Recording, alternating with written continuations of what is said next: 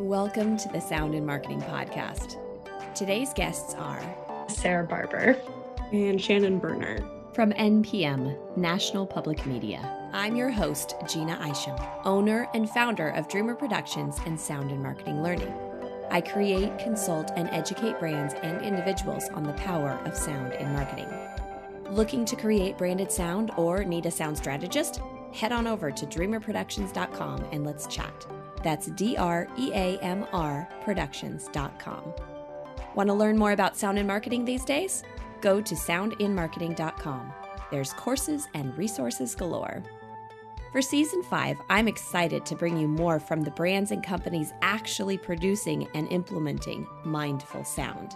This either means official sonic branding, sound and/or music tied to brand identity, or simply companies that are taking their use of sound and music more seriously.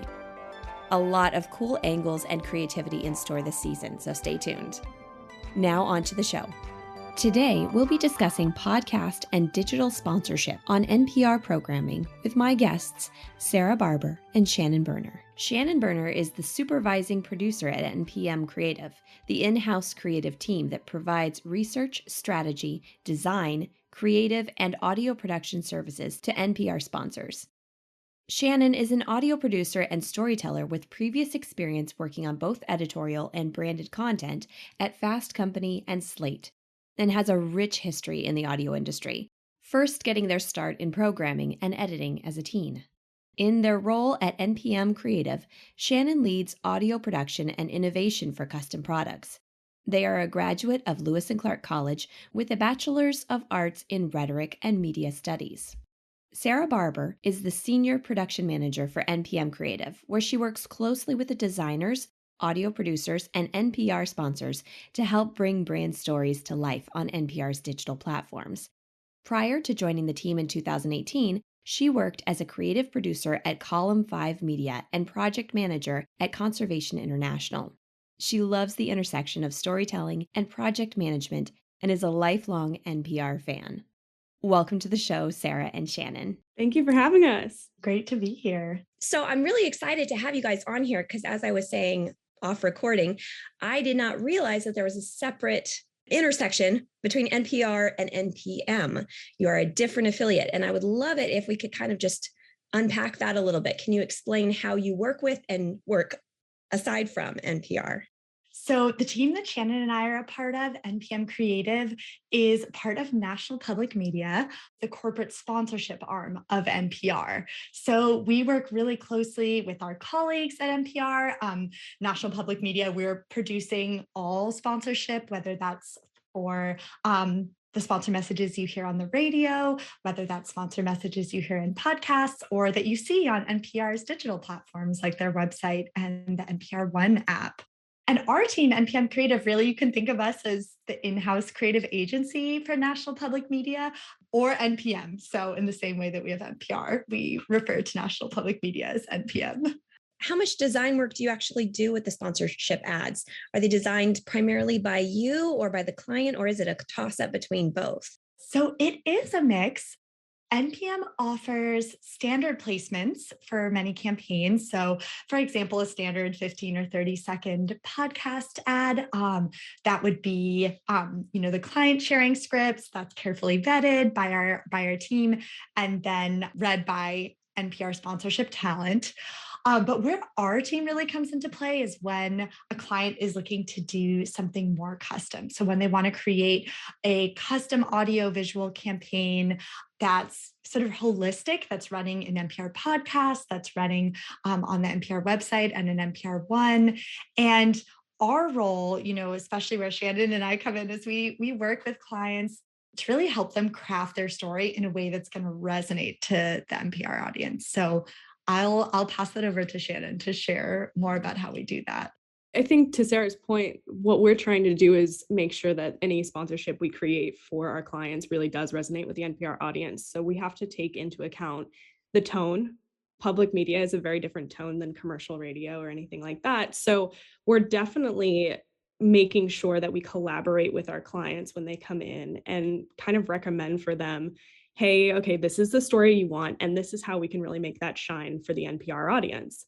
Sometimes that's from the get-go, we're able to kind of recommend storylines or themes or people that we want to recommend speak in the story. And other times they come to us with a set idea and we get to kind of collaborate and figure out what that looks like together and really craft something in the public media kind of lens, right, for our audience. We have a scripted mid-roll that we call a product inspiration mid-roll.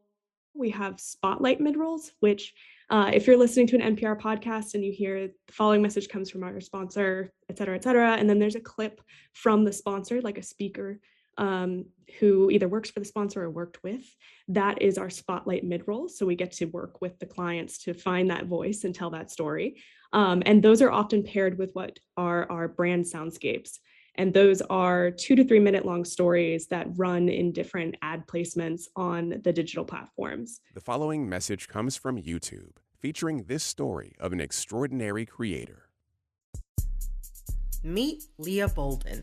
Well, I've always had a love affair with tools and just working with my hands. I just have always loved it.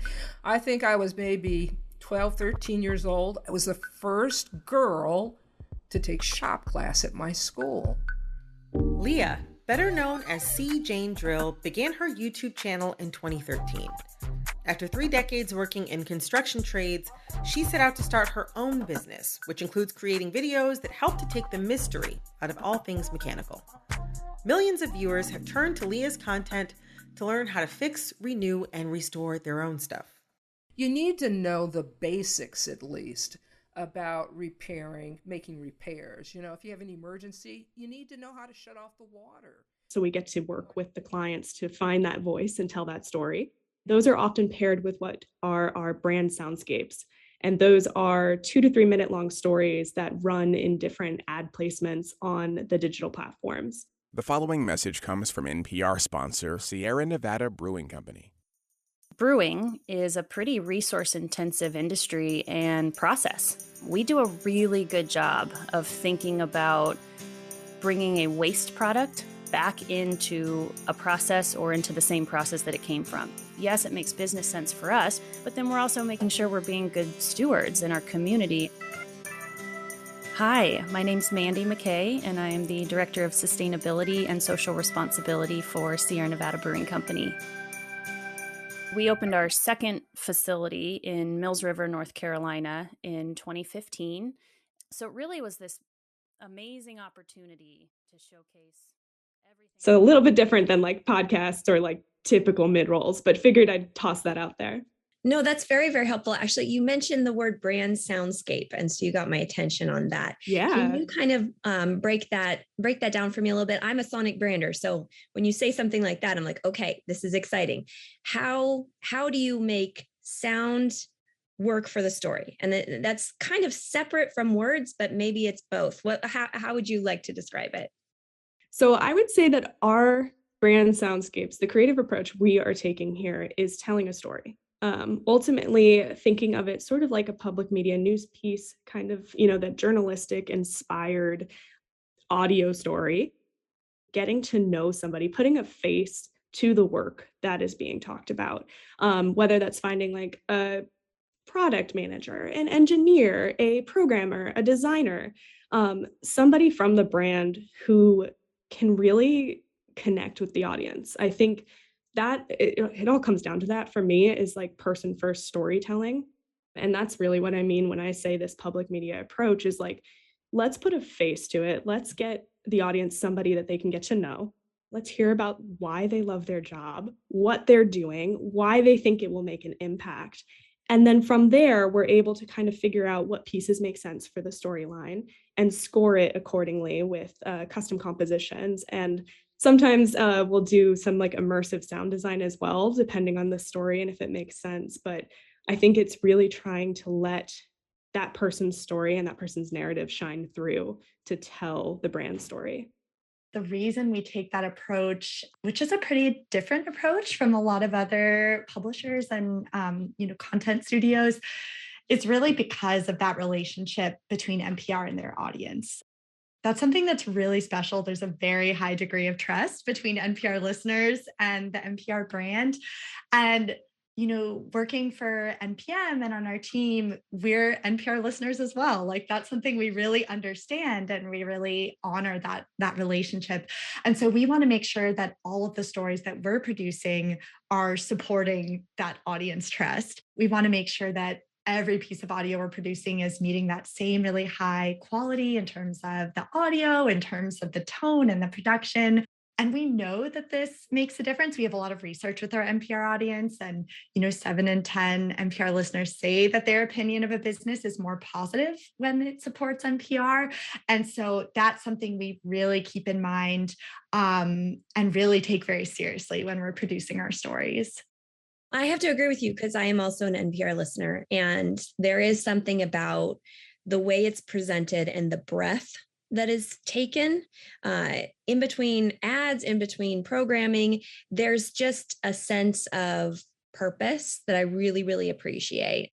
I always think about, I'd love to make my podcast more of like an NPR style. The care that is taken to put on a podcast on NPR, you need a village, and I'm one person. So, but I very, very much respect what you do, and I hope that at one day I can actually take the moment and the time to put together programming like you guys put together.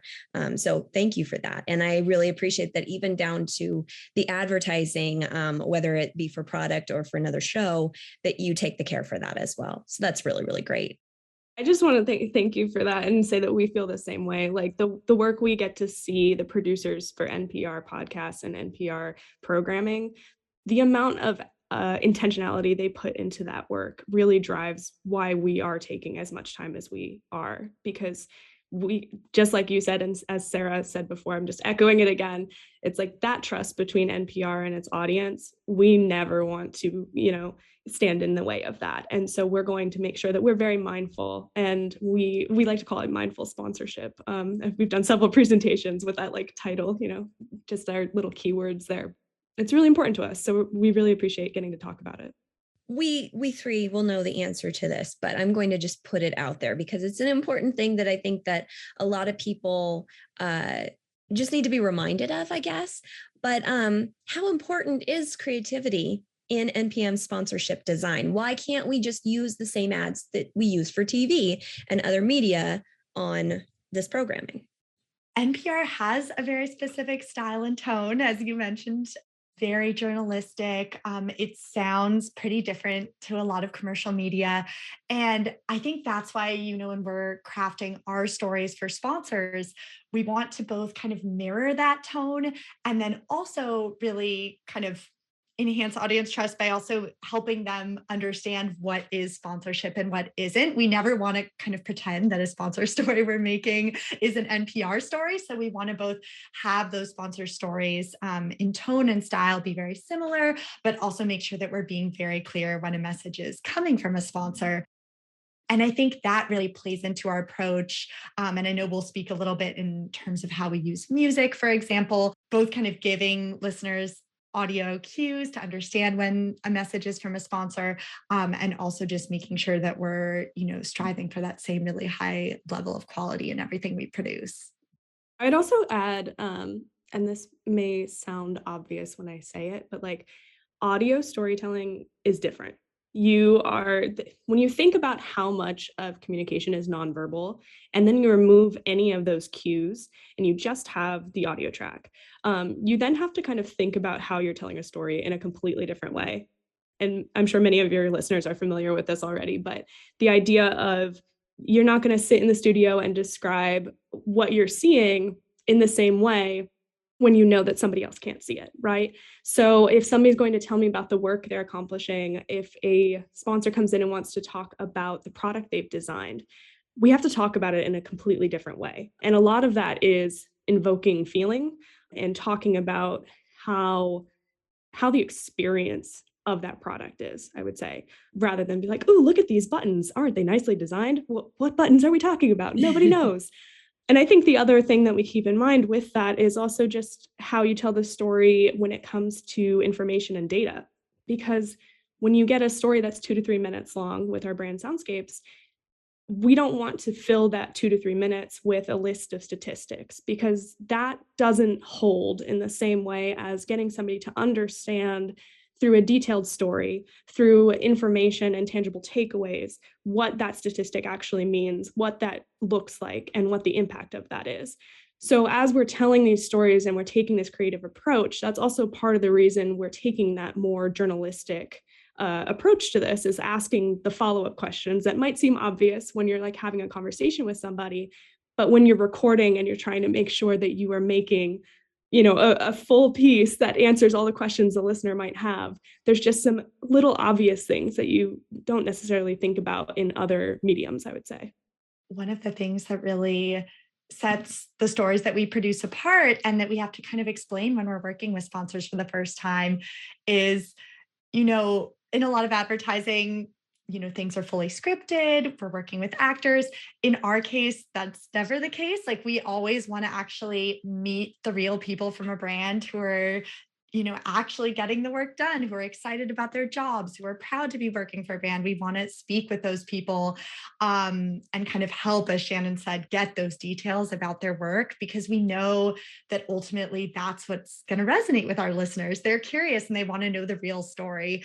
That's something that also in the data that we found really proves true. So NPM had conducted a study with NeuroInsight that found that NPR sponsor messages are 23% more memorable than traditional radio ads. And I think a lot of that comes down to that fact of kind of really being able to convey what a brand is doing in a very genuine way. It's interesting because a lot of my research on marketing has been that, and I think we kind of know this too, is when you're marketing your product, you can't just sell at people anymore. They want to invest in you. They want to understand and relate to you. Especially, I think it was the statistics for like Generation X and Y and Alpha and all of them. Like, they very much want to be rooted in that company and believe in it.